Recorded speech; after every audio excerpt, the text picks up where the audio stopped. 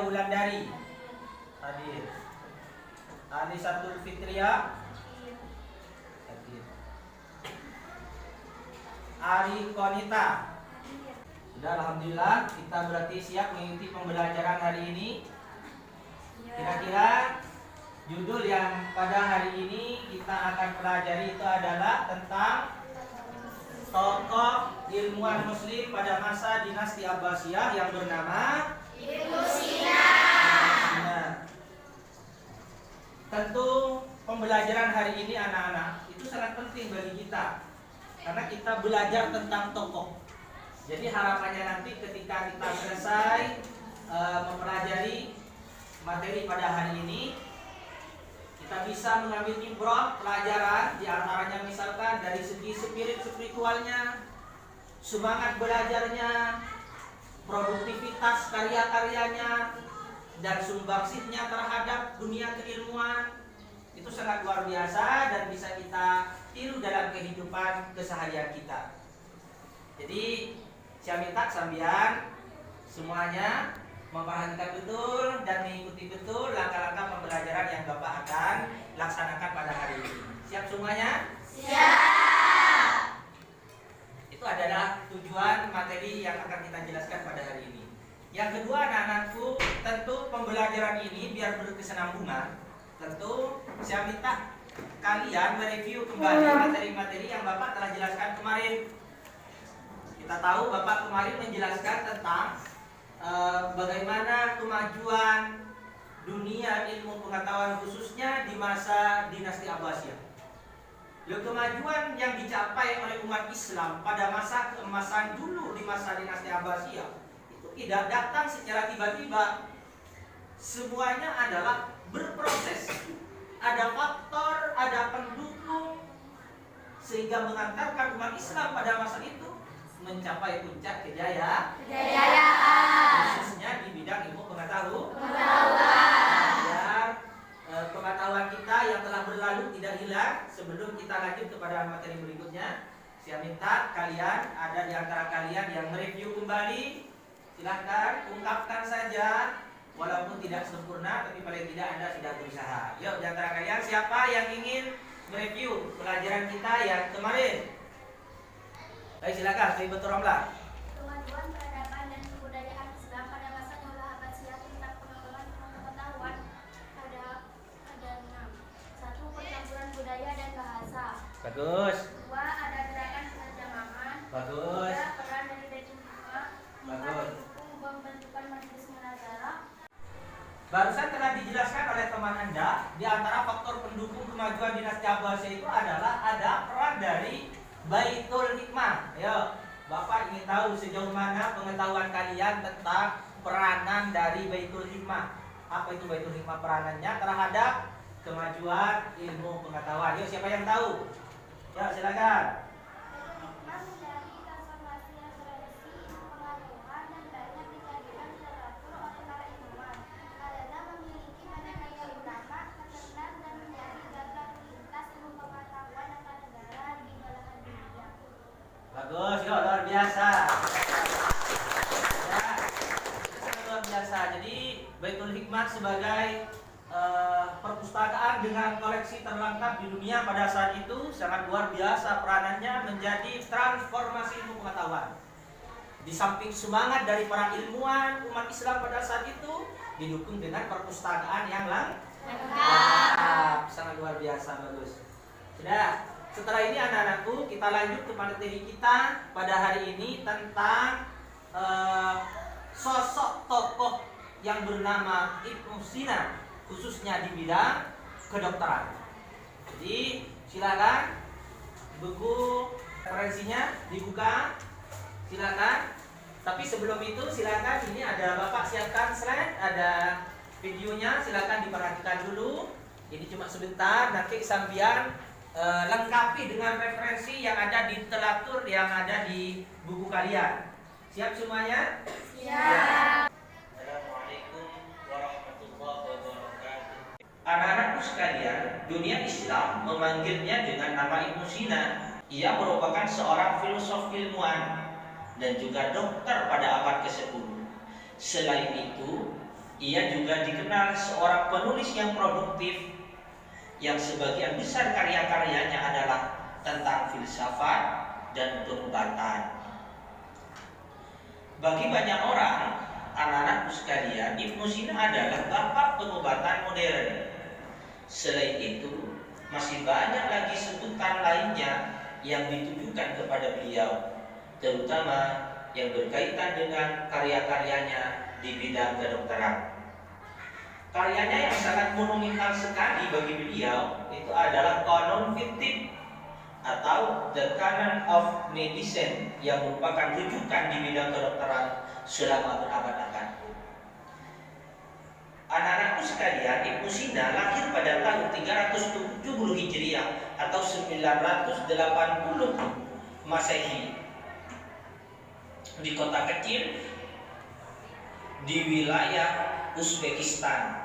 Sejak kecil, Ibnu Sina sudah menunjukkan kepiawaian yang sangat luar biasa. Bahkan di umur 5 tahun, ia telah belajar menghafal Al-Quran.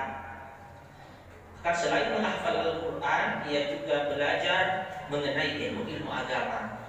Ilmu kedokteran baru ia pelajari pada usia 16 tahun. Tidak hanya belajar mengenai teori kedokteran, tetapi melalui pelayanan pada orang sakit dan melalui perhitungannya sendiri, ia juga menemukan metode-metode baru dari perawatan.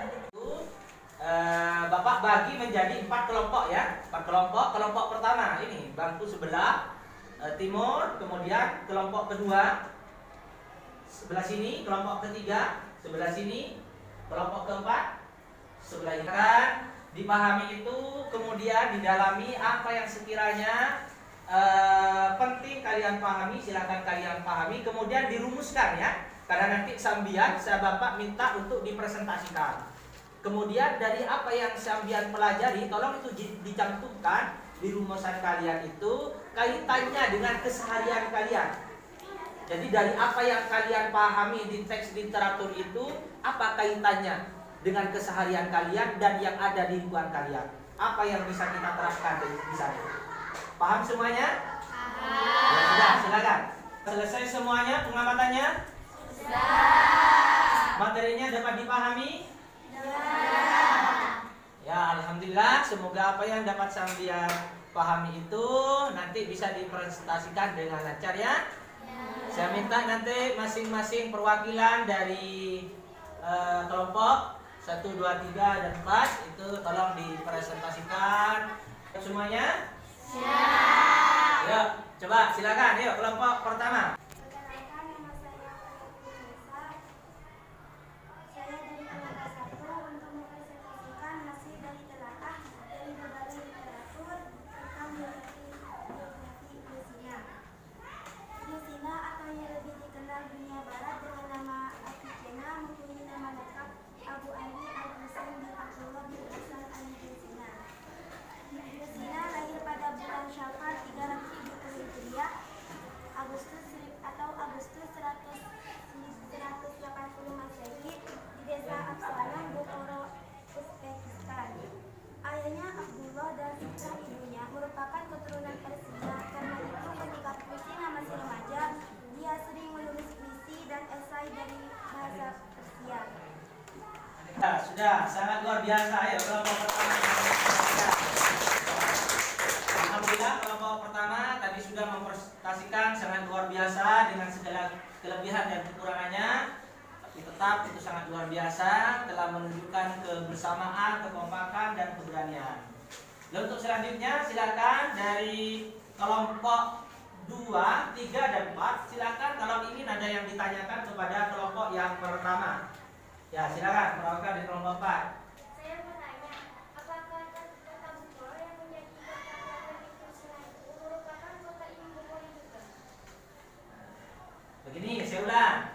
Ini ada pertanyaan dari teman kalian. Kita tahu kan, kenal dengan nama Imam Bukhari? Imam Bukhari itu kan dinisbatkan dengan daerah Bukhara, ya kan? Nah, sedangkan di teman kalian tadi dipresentasikan bahwa Ibnu Sina itu adalah juga lahir di Bukhara. Apakah Bukhara yang ada kota kelahiran Ibnu Sina itu sama dengan yang tempat kelahirannya Imam Bukhari? Itu kira-kira kan? Yuk silakan. Perwakilan dari regu pertama. Silakan, bagus. Ya, cuman Imam Bukhari lahir tepat di provinsi Bukhara. Sedangkan Ibnu Sina lahir di daerah Afshahna. Bagus, luar biasa. Ini sebagaimana dijelaskan, memang sama-sama lahir di Bukhara, Uzbekistan ya kalau sekarang. Cuma kalau perbedaannya Imam Bukhari itu lahir tepat di kota Bukharanya, sedangkan Ibnu Sina itu di desa Asfahna, provinsi Bukhara. Sudah, itu sangat luar biasa semuanya ya.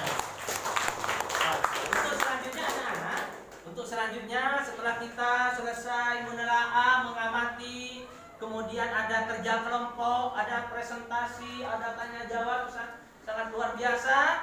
Kemudian ada 3 penilaian ya untuk kalian untuk pertemuan kita hari ini.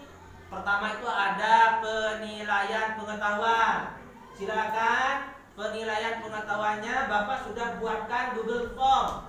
Linknya Bapak sudah kirim ke nomor WA Anda masing-masing. Alhamdulillah kegiatan kita pada hari ini berjalan dengan baik walaupun masih ada kekurangan. Saya minta Bapak pada pertemuan berikutnya itu lebih semangat lagi, lebih belajar lagi untuk memahami materi yang kita pelajari.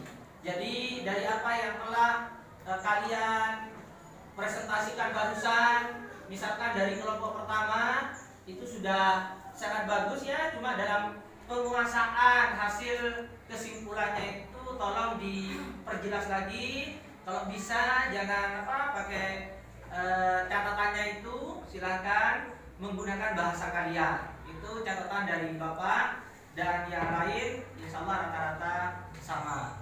Kemudian pesan dari Bapak sebelum pelajaran ini berakhir terkait dengan ibrah pelajaran dari Ibnu Sina ini sangat luar biasa ya. Sosok Ibnu Sina ini, beliau bukan hanya paham, mahir, unggul dalam satu disiplin ilmu pengetahuan. Banyak disiplin ilmu pengetahuan yang dipelajari, baik itu mapel agama maupun mapel umum. Ibnu Sina bukan hanya mahir di bidang kedokteran, filsafat, matematika, kimia, fisika. Ibnu Sina juga ahli di bidang fikih, di bidang tauhid, kemudian seorang mufassir Al-Quran. Kita sebagai umat Islam seharusnya sosok Ibnu Sina itu patut kita jadikan panutan.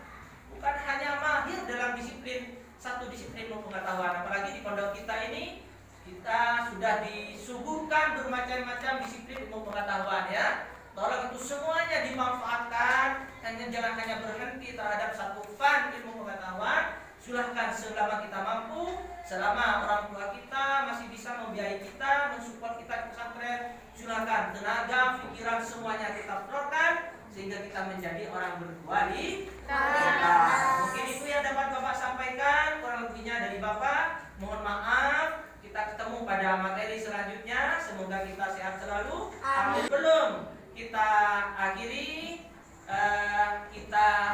dengan hamdalah bersama.